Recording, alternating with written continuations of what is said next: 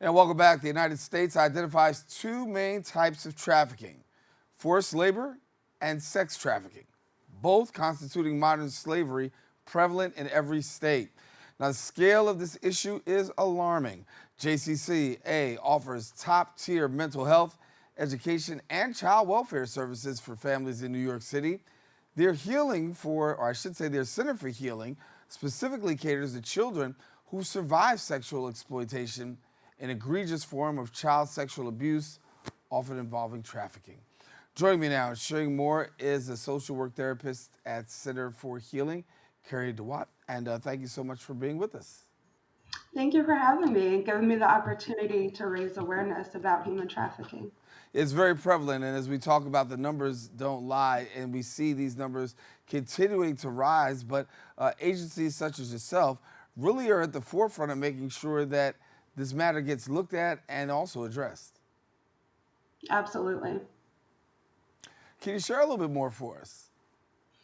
So, JCCA is actually a 200-year-old child and family services organization that provides high quality child welfare and mental health services to over 17,000 children and their families every year across New York City and the rest of the state.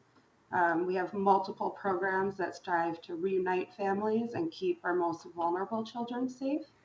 At the Center for Healing, where I work, we're located in Pleasantville, New York, right outside of the Bronx. And we provide comprehensive, specialized trauma informed services to children who have been sexually abused or are at risk or have experienced the commercial sexual exploitation. And for your organization, obviously providing healing and help is most needed, as well as the resources. So, for your clients, let's talk about some of these services that are actually available to clients. Yeah, so we provide individual therapy. We use different trauma informed modalities such as trauma focused cognitive behavioral therapy. We also provide family therapy, in home services. Our ultimate goal is to heal children and reunite them with their families. And when we talk about the therapy that you provide for children, uh, obviously they come in with a lot of tension, a lot of baggage. I assume that it does take a while before you get a child to really be able to connect and then also to provide the services that are most needed.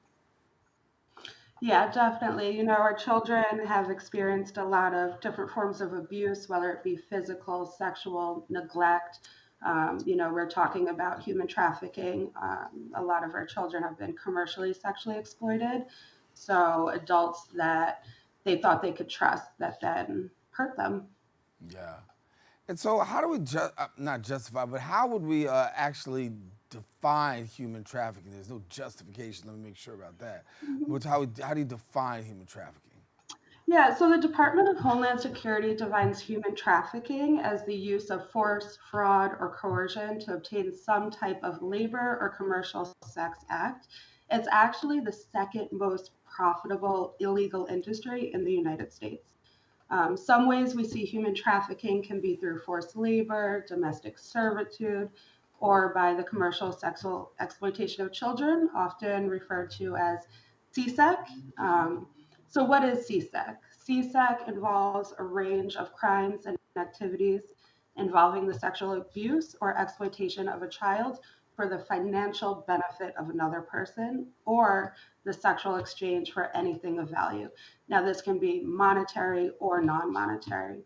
In New York City alone, it's estimated that 2,200 children are victimized by commercial sexual exploitation annually.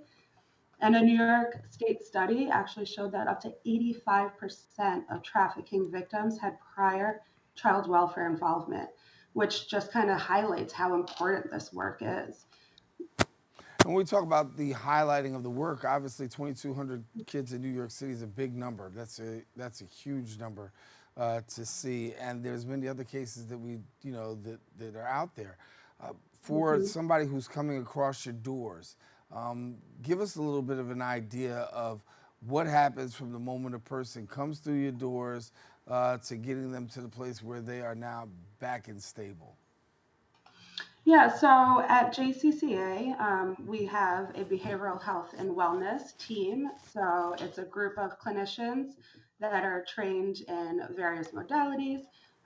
As I said, Center for Healing, we specialize in CSEC.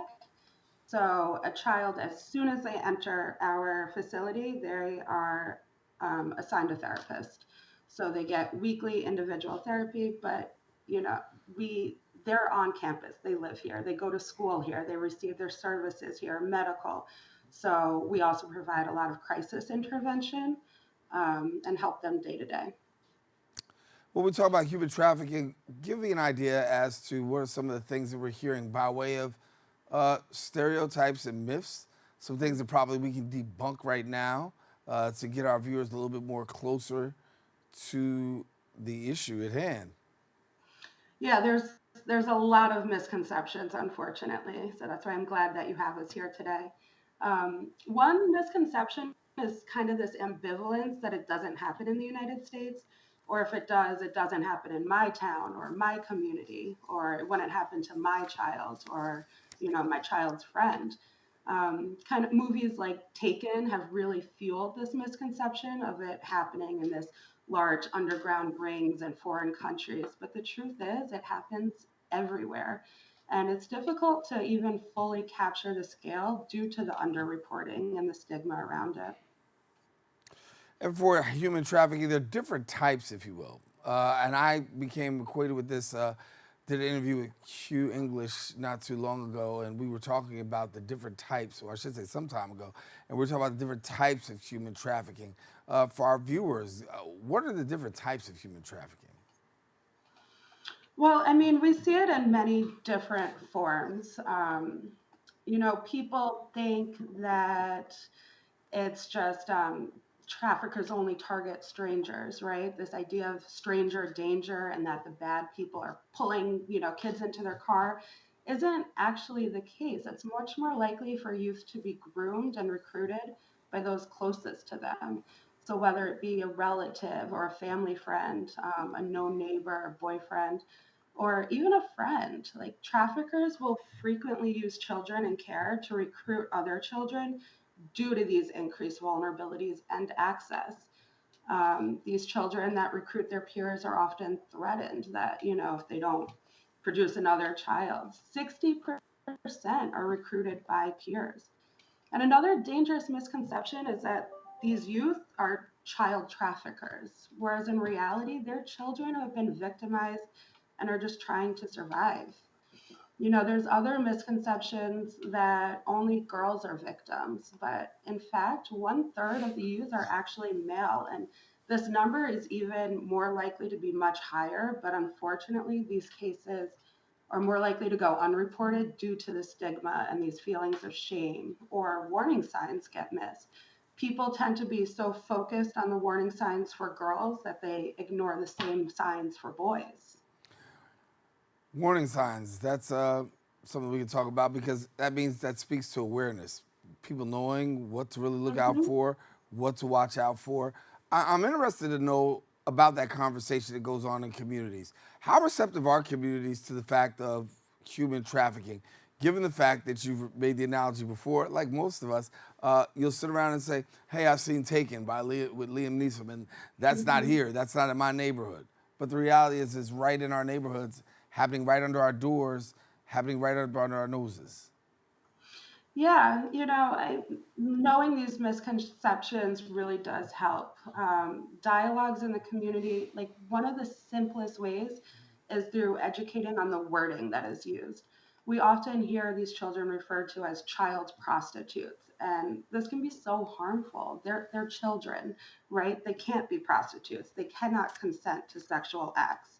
They are children who have experienced sexual abuse. So, also educating parents, teachers, caregivers on the warning signs, such as like changes in demeanor, appearance. Do they have new piercings, new tattoos? Are they frequently running away? Spending time in hotels or motels, especially with older people. Changes in friend groups or financial changes, such as having more or even less.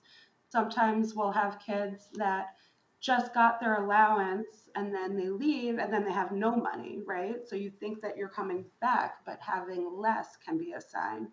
Um, other signs, girls that leave and then they come back with their nails done and their hair done. And we know that their allowance doesn't pay for that, right? New sneakers, a new iPhone. These are all signs that we should be looking out for. And if I find someone to be, I perceive in harm's way, what's my next step in terms of navigating this? I might suspect somebody of trafficking or being trafficked. What do I do?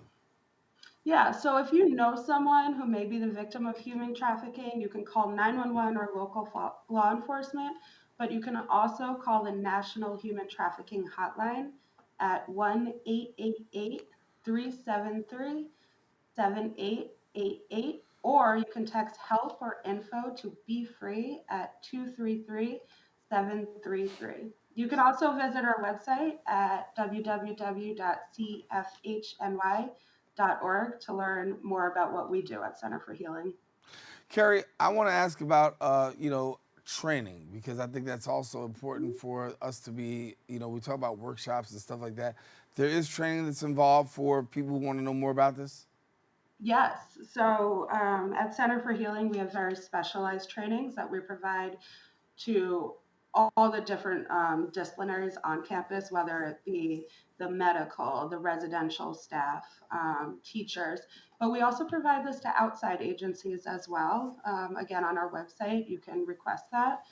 And we also saw, a very detrimental gap in education for those working with the intellectually and developmentally disabled population, which led us to create a training on CSEC and IDD, which we actually had the honor of presenting to other professionals at the 2023 International Symposium on Child Abuse in Alabama. We also are creating a workbook for the IDD population that have experienced CSEC, which is interactive and it teaches the warning signs, the tactics abusers use to manipulate young people, while also providing them the knowledge and tools to keep themselves safe or to keep a friend safe. So when you talk about the awareness that's going on and letting people know what's happening, receptivity, let me ask about that question. How receptive are communities, individuals, given the fact that this is happening and it's happening at an alarming rate? Yeah, I mean, it's a struggle, to get past that idea that it doesn't happen to them. But we are seeing that a lot more people are becoming aware and, are taking interest in this and are reaching out to us for assistance. So if people want more information, please give them how to get in touch. Yes, please. Oh, if you shared it, I'm asking you to share. Oh, I thought I did already. It's our website is www.cfhny.org. There you can find resources, you can request trainings, and we're always open to discuss. Kerry, I want to thank you so much for being with us. It certainly is a great talking to you. Very serious topic, but great to have the information and the resources available. Thanks much. Thank you for having me. All righty. Want to let you know we're taking a quick break. We'll be back with more right after this.